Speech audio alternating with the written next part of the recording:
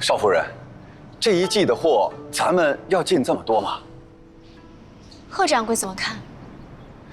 眼下行情不稳，各家商行唯恐压货，大家都收着手的采买。以小人之见，不如咱们也先等一等，看看年下市面的情形再定。别家商行等得，咱们等不得。勿玩物，沈贵贱，无锡币，陶朱公的三略，是我们顾家常年奉行的商典。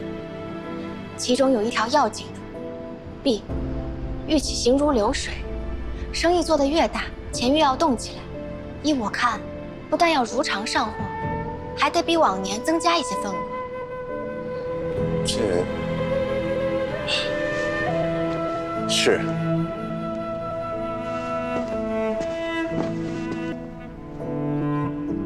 咱们都要走了，也搬不走这么多东西了，你还把大把银子扔在生意里，这不相当于都丢在扬州吗？有些银子，该扔就扔。我不明白。你不明白？你一直跟着我，什么事儿你都看着。若还是一点都不明白，就是你不用心、不动脑了。我只是个丫头，照顾好主子的衣食起居就是我的本分。这生意上的事儿，我也不太懂啊。映红，你就真打算一辈子当一个丫头？你我自幼一起长大，你是我最信任的心腹。生意上的事儿你不好好学，将来怎么当我的左膀右臂？你就真的想一辈子当一个丫头，将来再配一个小厮嫁了？你就不想当掌柜，有自己的产业，当自己的主子？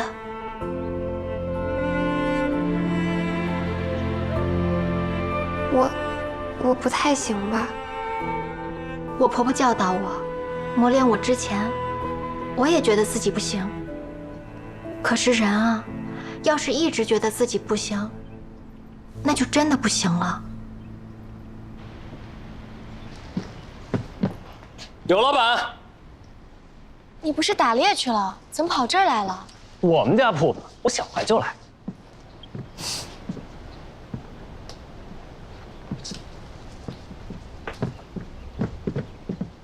野马摘了龙头，你不去散心解闷儿，跑我这儿来添乱？我预备考试的时候，你可没少聒噪我。风水轮流转，也该我监督监督你啊。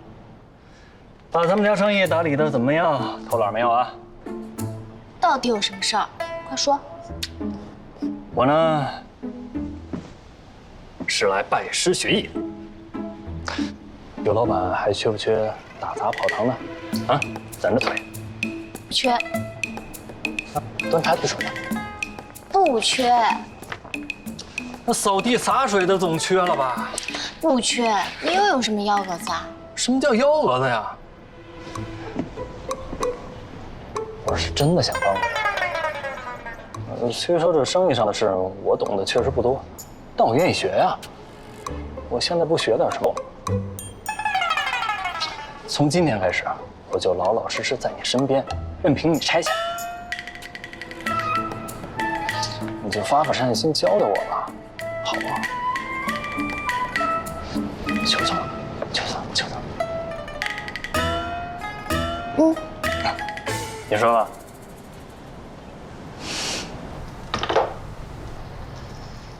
这一批运送来的毛竹、藤条、生皮，可再制竹剑2万，葛挂3000，盾牌700，再加上从去岁开始便分批送来的长矛、短刀、锁甲，大人如今手中的兵器军械，足以装备将士10万。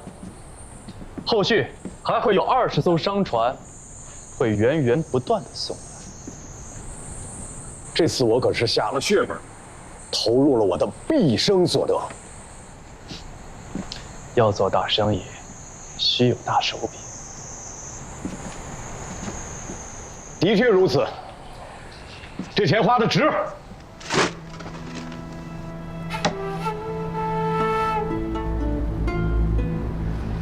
陆公子，之前说能供我南阳铁犁木料，制造坚不可摧的战车，这转眼年尾了，我的木料呢？不就在大人眼前吗？铁梨木做的。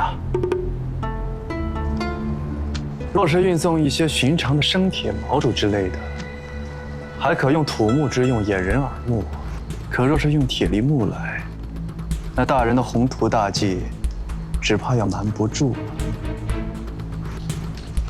所以，我这商船通体以铁梨木所制，尤其是轴心龙骨，更是选用了最上佳的参天巨木。待到货都运完，我们便可将船解体，改造成水火不侵、刀枪不入的战车，足以100架。这些商船在码头来来往往，众目睽睽，无数次的通过朝廷的重重查验，却无人知晓。老夫佩服。得骆公子相助，明年开春以前，老夫投下的血本，定会10倍、100倍的赢回。我看未必。他顾家又岂会坐以待毙？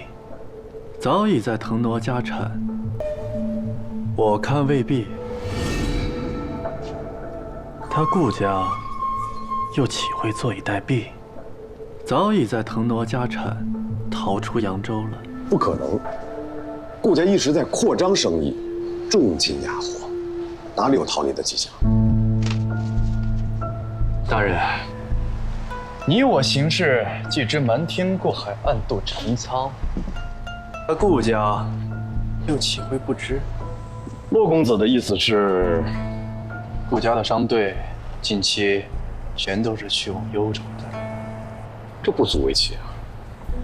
顾家拿到了幽州军需一单，又和周高朗之子交好，幽州的采买都要经过顾家，这是每个人都知道的事情。东都的密函，大人打开看看吧。这是户部的文牍资料。幽州偏僻贫瘠，历年来全州上下的钱财总量也不过区700万两，而从年中至今，顾家的商队已将超过900万两的货物运往幽州。他幽州全州的百姓就算是不吃不喝，也吃不下这么多的货。顾家果然在腾挪家产，所以必须搞清楚怎么转移的，堵住这个漏洞，让他们插翅难飞，否则起事时我们便白忙一场了。骆公子，这个密函上的内容都是东都户部的绝密档案。你在东都究竟是什么背景？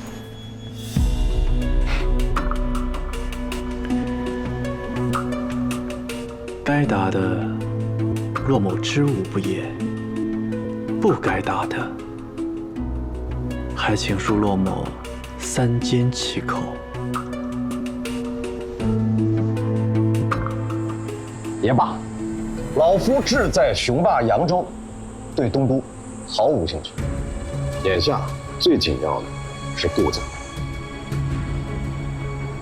1个月，让顾家再活1个月。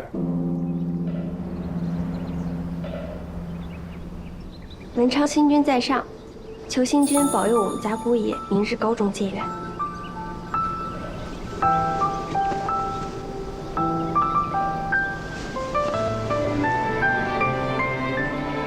别了别了，这也太为难星君了些。我们家姑爷中个金魁就行。算了吧，那个能上榜就谢天谢地了。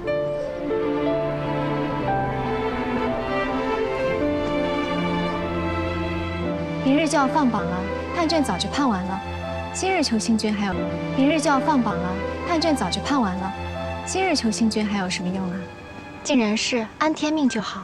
上不上榜的，莫要强求。玉茹，娘，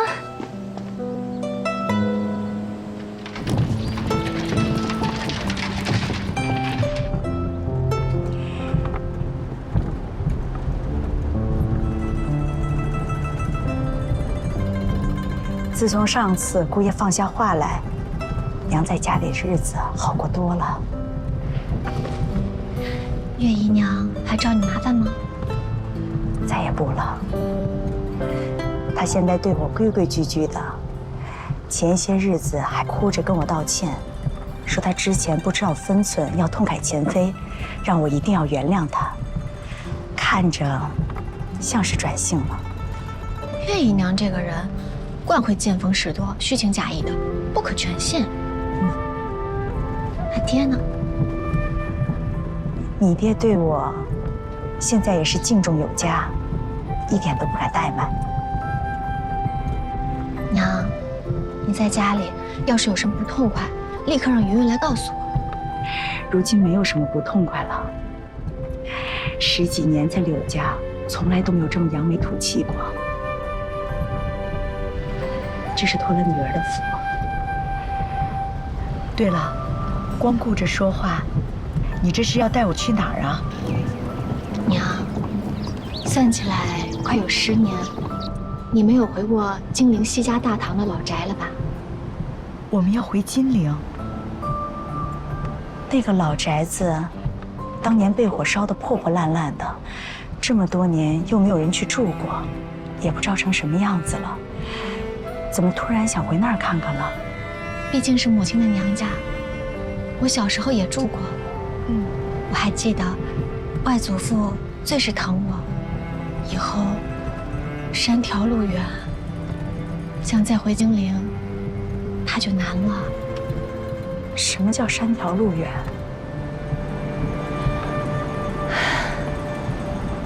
娘，我已然决意，要和顾家一起离开扬州。娘，你跟我一起走吧。你这是要去哪儿啊？幽州。金陵西家大堂，玉茹和她母亲去了西家大堂，哎，也没多远，来回1天的路，晚上就回来。不然婚宴跟这儿没什么事。玉茹和她母亲去那儿干什么呀？她外祖父的老宅在哪儿？说要去瞧瞧，顺便道别。哎，我差点忘了，玉茹的老家也是住那边。也是。还有谁在那儿？咱们家还有金陵的亲戚。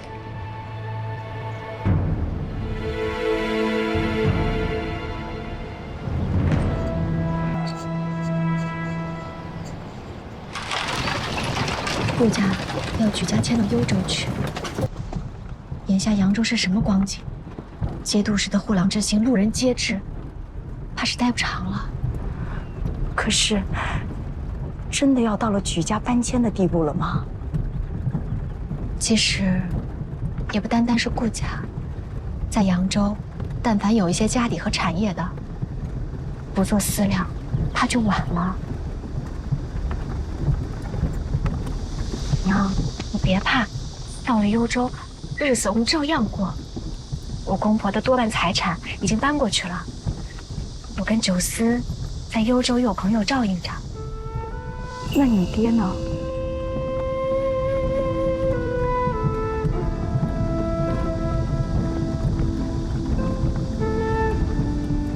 女儿想过无数次了，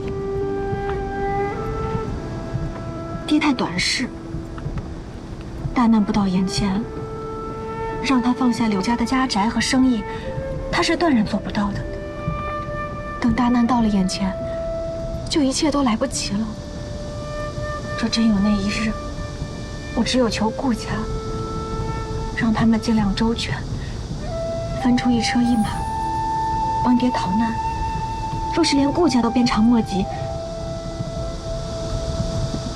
娘，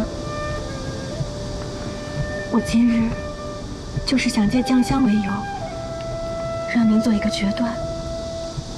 你是跟我走，还是留在柳家？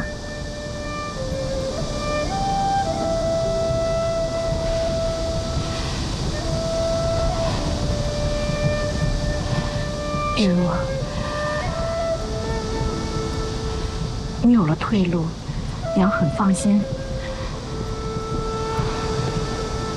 娘就不跟着你去了。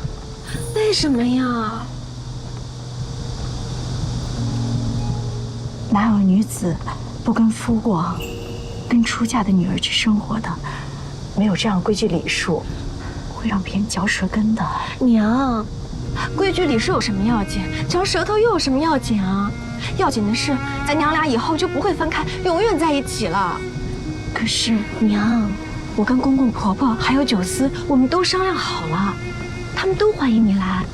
而且，我现在在顾家，已经不仅仅是儿媳妇了，我是婆婆的左膀右臂，率领一众掌柜，管理着顾家所有的生意。我现在是顾家商号名副其实的少东家了。我倒要看看，谁敢嚼舌头。可是，我毕竟是柳夫人。娘，这么多年爹是怎么待你的？还用我再说吗？爹当初娶你，就不是冲着情分，那是为着外祖父的名望和地位。所以苏家没落，你没有了娘家做支撑，他就纵着月姨娘肆意作践我们，你都忘了吗？我记得。可是，娘，就算你爹对我情分再薄，我也是嫁进柳家的，我是他的结发妻子啊。娘，我跟爹，你只能选一个。娘，爹有他的宠妾，有女儿，有爱子，我只有一个娘了。娘，玉若，你出嫁以后，娘就一直后悔难受。我在想，当初你在家的时候，娘怎么没有陪你好好说说话，好好陪陪你？娘，你跟我一起搬到幽州去，我们就有的是时间可以说话，娘天天都可以陪着我。娘，我可以挣钱，挣好多好多钱，我可以用我这双手带你过上最好最好的日子。我答应过你的，你还记得吗？记得。娘，你一辈子都柔弱可欺，打落了牙齿都要往肚子里咽，不敢跟别人反抗半句。娘，这次你就为了我勇敢一点，跟我走吧。娘，好，好，我答应你。玉若，娘觉得你跟先前不一样了。娘，我也觉得，自从嫁给了九思，我就不一样了。往后的日子就都会不一样。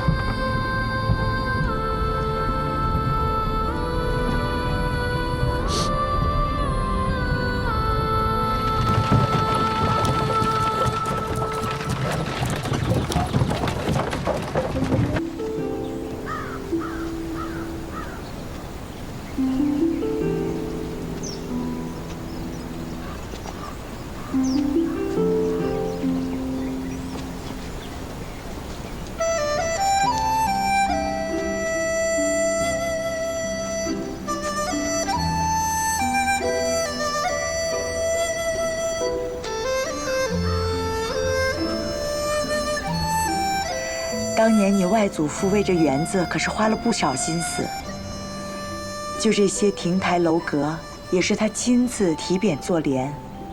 这假山石还是他着人从苏州用船运过来的。我当年和你舅舅就是在这儿从小玩到大。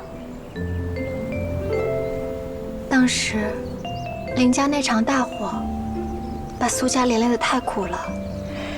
是啊，要不是因为那场大火，你如今还是金尊玉贵，哪能受这么多年的委屈？娘，我还记着